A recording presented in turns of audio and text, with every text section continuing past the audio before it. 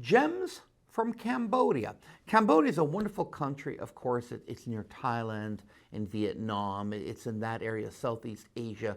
And it's a great country. And really, there's one main stone that comes from Cambodia, and that's zircon.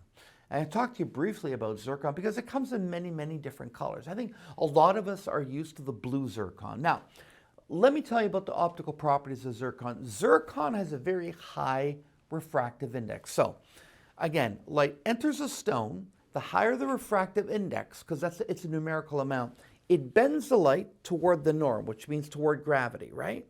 And then there's dispersion. So all that is occurring at the same time. So any gemstone, like a diamond, like zircon, that has a high refractive index, when you're looking at the gem and you see that little glint off the surface of the stone, it'll be sharper the way a diamond is. So the higher the refractive index, the scintillation to your eye will appear to be sharper. So that's a fancy way of me saying that a zircon, to a lot of people, the brilliance of it is going to look very similar to a diamond. Now, it comes in many natural colors.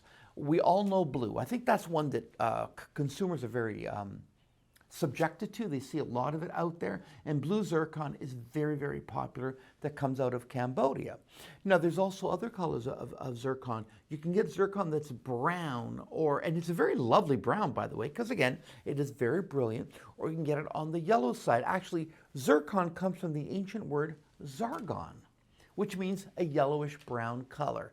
Now, another color of zircon is, of course, the white zircon, and I've done, as you know, a lot of white zircon. And white zircon, like all zircon, there's basically three types. And it really has to do with how old it is. A lot of people don't realize that zircon is one of the oldest gems in the world. It's as old as emerald. And most zircons are 2 billion, with a B, years old or more.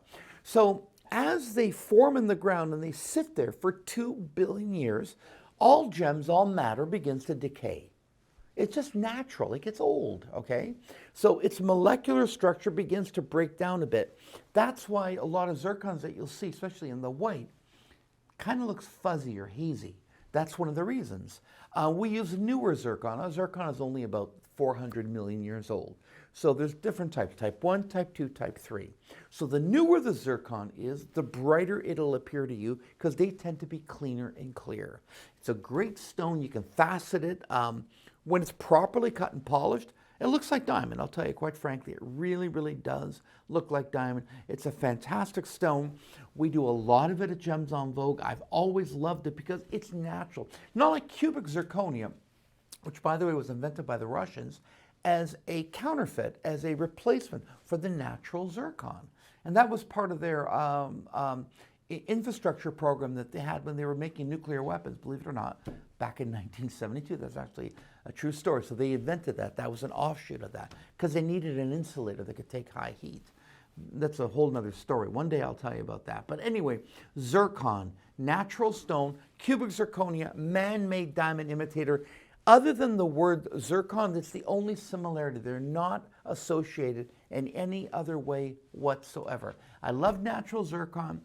Almost all of it comes from Cambodia. You can find a little bit in other countries, but there's really no big commercial deposits really outside of Cambodia. So it's great, it's lovely, it's natural, it's brilliant, and it tends to be affordable. Go to gemsonvogue.com right now and check out some Cambodian zircon.